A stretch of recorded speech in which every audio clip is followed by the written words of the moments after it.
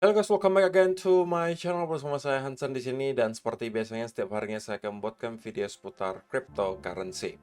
Apa kabar kalian hari ini semuanya? Semoga dalam keadaan yang baik-baik saja. Teman-teman, di video hari ini kita kembali akan membahas kira-kira apa yang sedang terjadi di Bitcoin secara price action. Kemudian juga kenapa menurut saya volatility di minggu ini baru saja akan dimulai, beserta ada beberapa berita yang menurut saya cukup menarik untuk dibahas di video hari ini.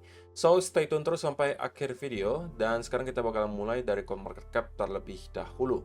Per hari ini, secara global, market cap crypto berada di angka 1,07 triliun dolar atau turun sekitar 0,93%. Nah, di top 10 coin sendiri kita juga melihat dominan berwarna merah, penurunannya ranging antara 0, sekian persen hingga kurang lebih 2%. So, secara overall kita melihat 24 jam terakhir market cenderung terkoreksi. Walaupun ya koreksinya tidak terlalu signifikan, hanya sekitaran 1-2% rata-rata teman-teman. Oke. So, itu adalah outlook sementara dari beberapa top coin yang ada. Sekarang langsung aja kita masuk ke beberapa data dan berita terbaru hari ini. Nah, yang pertama teman-teman, kenapa menurut saya volatility di minggu ini baru saja akan dimulai? Harusnya teman-teman yang mengikuti saya dari mungkin udah beberapa hari yang lalu udah tahu bahwa baru start hari ini kita akan melihat data yang menurut saya high impact di US, yaitu yang pertama adalah data PPI atau Producer Price Index atau Producer Price Inflation, yang akan dirilis di pukul 19.30 waktu Indonesia Barat malam hari ini. Nah, sekali lagi forecast-nya adalah teman-teman kita akan melihat penurunan dari 0,7 menjadi 0,3%. Dan tidak kalah pentingnya dan menjadi headline utama untuk minggu ini akan kita lihat itu di keesokan harinya. Di besok dini hari, kita akan melihat FOMC minutes yang bakalan diadakan pada pukul 1 dini hari. Kemudian besok malam kita akan kedatangan data yang menjadi yang paling penting mungkin untuk minggu ini, yaitu adalah core inflation rate dan juga inflation rate year on year untuk US.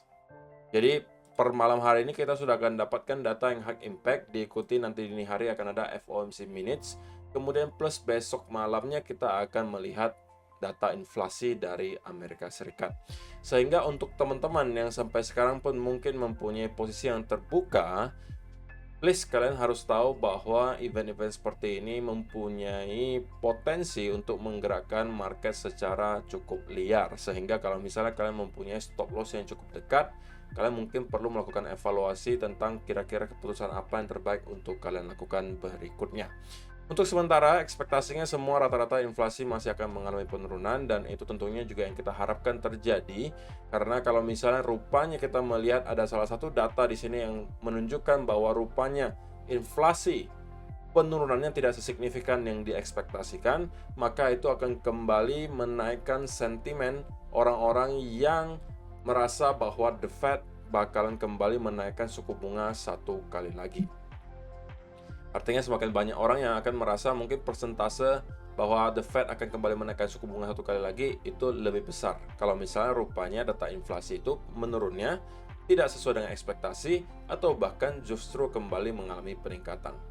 Itu yang mungkin harus kita hindari, yaitu adalah yang mengalami peningkatan. Kalau misalnya kita mengalami penurunan, tapi penurunan yang tidak terlalu signifikan, itu menurut saya masih bisa ditoleransi oleh market. Tapi kalau misalnya justru naik, contohnya nih, misalnya core-nya dari angka yang 4,3 di sini, bukannya menurun ke 4,1, tapi justru menjadi ke 4,4 misalnya, atau 4,5. Nah, itu yang membuat saya merasa kita akan melihat market kemudian sell off dengan sangat besar, terutama mungkin di stock market Amerika Serikat. Dan juga saya rasa Bitcoin juga tidak akan ketinggalan untuk mendapatkan semacam bearish sell off. So, itu adalah yang pertama. Kemudian yang kedua, ini ada sebuah video yang cukup menarik teman-teman. Sekali lagi kalian perlu ingat bahwa katanya nih Jim Cramer gitu ya, salah satu analis yang sering banget muncul di TV, itu merupakan salah satu indikator yang bisa kita pakai gitu. Setiap kali Jim Cramer itu ngomong A, biasanya yang terjadi adalah B. Artinya inverse gitu. Setiap kali dia ngomong bahwa sebuah market bakalan turun, itu biasanya bakalan naik. Setiap kali dia mengatakan dia sedang bullish terhadap sebuah aset, justru biasanya tidak lama kemudian kita akan melihat aset tersebut drop.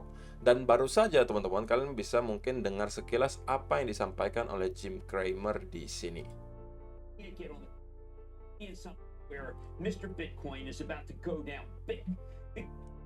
Jadi ini cuma sekilas teman-teman, ada 6 detik videonya. Intinya yang disampaikan oleh Jim Cramer adalah, ini disampaikan juga oleh DGen News. Jim Cramer predicts that Mr. Bitcoin is about to go down big. Artinya apa? Artinya Jim Cramer memberikan prediksi ke kita bahwa Bitcoin itu bakalan drop luar biasa dalam. Nah, teman-teman, kalau saya pribadi, ya sekali lagi beranggapan bahwa harusnya ini merupakan berita positif gitu ya. Karena memang biasanya statement dari Jim Cramer itu yang terjadi justru sebaliknya gitu loh. Dan itu sudah dibuktikan oleh beberapa orang yang kalian mungkin bisa cek juga di Twitter mengenai berbagai prediksi yang disampaikan oleh Jim Cramer, karena dia juga cukup sering rutin nge-tweet gitu ya mengenai prediksi dan analisa dia.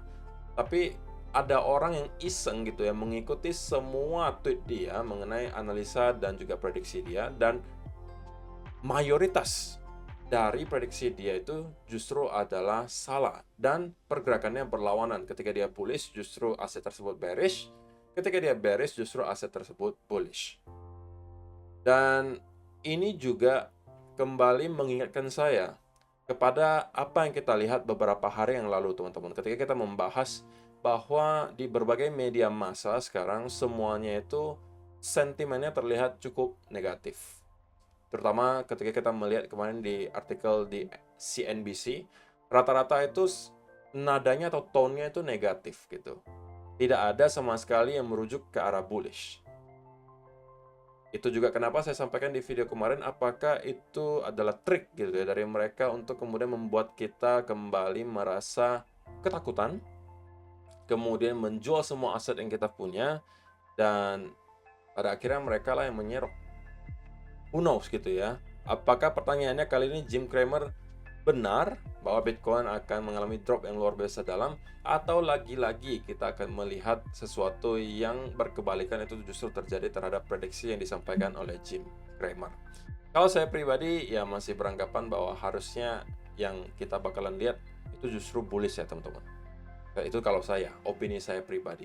Silakan kalian juga boleh kasih pendapat kalian pribadi, kira-kira apa nih yang menurut kalian bakalan terjadi berikutnya di berbagai aset, terutama di stock market Amerika dan juga Bitcoin. Kira-kira bagaimana nih sentimennya untuk sekarang, dan menurut kalian apakah kedepannya, atau at least dalam beberapa bulan ke depan, apa yang bakalan terjadi di market? Saya juga pengen tahu sebenarnya sentimen dari para viewer saya untuk sekarang. Silahkan kalian kasih komentar kalian di kolom komentar di bawah. So, itu adalah beberapa data dan berita hari ini yang pengen saya sampaikan untuk kalian. Sekarang kita masuk ke chartnya Bitcoin, dan saya pengen aja langsung mulai dari 1 hour chart. Nah teman-teman, saya pribadi sudah close posisi yang saya buka, yaitu adalah long gitu ya. Saya udah close posisinya ya dalam keadaan loss, itu saya akui gitu ya. Dan analisa yang saya berikan sudah terinvalidasi. Itu adalah bagian dari perjalanan teman-teman. Tidak ada satu trader pun yang akan trade dan selalu menghasilkan profit. Akan ada masa di mana kalian pasti akan dapatkan loss. Kadang-kadang juga ada loss streak, tapi kadang-kadang juga ada win dan juga ada win streak. Itu adalah bagian dari perjalanan. Kalau kalian tidak mampu menghadapi salah satunya, kalian kemungkinan besar tidak akan sukses long term menjadi seorang trader. Oke, dan ini adalah salah satu setup yang gagal, teman-teman. Saya harus akui. Dan kalau misalnya kita perhatikan sekarang, menurut saya justru ini jatuhnya lebih kepada semacam symmetrical triangle yang juga sudah saya bahas di video kemarin, dan pada akhirnya kita mengalami breakdown. Jadi tentunya ini bukan berita baik untuk Bitcoin, tetapi teman-teman yang perlu menjadi catatan sekali lagi adalah malam hari ini dan besok itu kita bakalan mendapatkan data dari Amerika Serikat yang high impact. So itu bisa merubah segalanya kalau ternyata ada data yang keluarnya surprising gitu, dan kita bisa tiba-tiba melihat Bitcoin bergerak ke dua arah dalam keadaan yang ekstrim.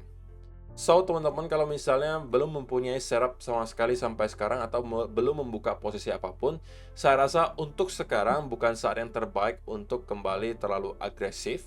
Oke, kalau misalnya kalian cuma iseng-iseng scalping itu fine, tapi kalau misalnya kalian untuk day trade dan juga untuk swing, saya rasa untuk sementara belum ada setup yang menurut saya terlalu rapi untuk saya manfaatkan. So, saya masih akan lebih prefer untuk wait and see terlebih dahulu untuk sementara. Saya tidak akan kembali buru-buru masuk ke market sebelum pada akhirnya saya menemukan lagi setup yang rapi, indikasi yang mungkin menurut saya lebih jelas, dan itu menurut saya adalah hal terbaik yang bisa saya lakukan untuk sekarang. Nah, Bitcoin di sekitaran area 27.000 di sini juga merupakan titik yang sangat krusial yang harus dipertahankan oleh Bitcoin. Kenapa? Karena kalau kita tarik trendline dari sini juga, ini juga menghubungkan kedua titik di sini, teman-teman. Yang menunjukkan bahwa, oke, kita kemungkinan juga bisa mendapatkan sedikit support di sekitaran area trendline di sini. Oke, tapi kalau ini kita mampu jebol, maka kita akan, menurut saya, minimal kembali ngeretes ke area 26.700. Kemudian 26.300 dan pada akhirnya ke area lower low terakhir, atau bahkan kita bisa jebol ke area 24 sampai 23.000 dolar.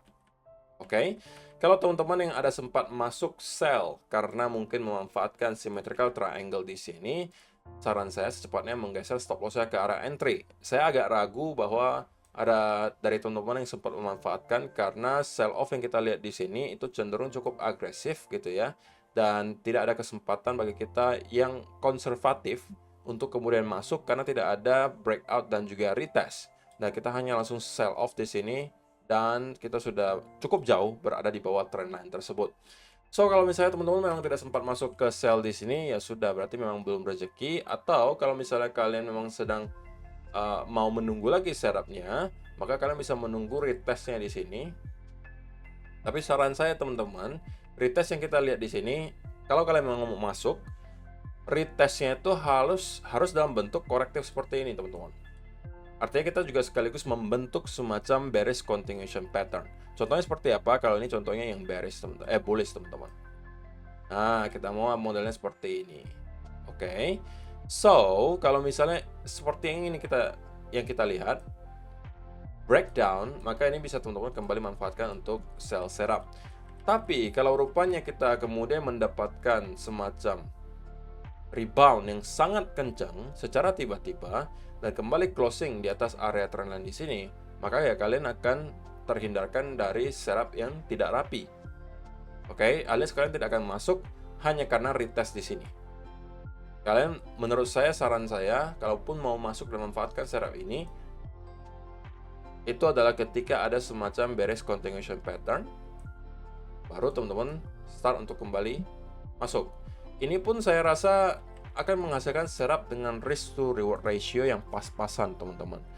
Sehingga kalau saya pribadi tidak terlalu berminat ya untuk masuk ke sekitaran area di sini, baik untuk buy maupun sell. Jadi seperti yang saya sudah sampaikan juga barusan, bahwa untuk sekarang saya lebih prefer untuk wait and see terlebih dahulu mengenai indikasi berikutnya akan diberikan oleh market. Mungkin baru akan lebih jelas lagi ketika nanti kita sudah mendapatkan data PPI dan juga data CPI di hari Kamis. Setelahnya baru saya mungkin akan kembali mencarikan setup dan mungkin akan masuk ke posisi yang baru. Tapi untuk sementara, karena kita mendapatkan clue dari market bahwa kita sudah breakdown dari area symmetrical triangle di sini, maka cenderung short term saya harus katakan saya lebih ke arah bearish. Dan kalau misalnya teman-teman mau cari sell setup, mungkin baru bisa dimanfaatkan ketika ada semacam bearish continuation pattern di sekitaran area di sini yang mungkin bisa kalian manfaatkan. Selain itu, menurut saya kalian juga mungkin bisa memilih untuk stay away from the market terlebih dahulu. So, itu aja sih yang perlu saya sampaikan di video hari ini, teman-teman. Terima kasih untuk kalian yang sudah menonton sampai selesai. See you in the next video. Bye-bye.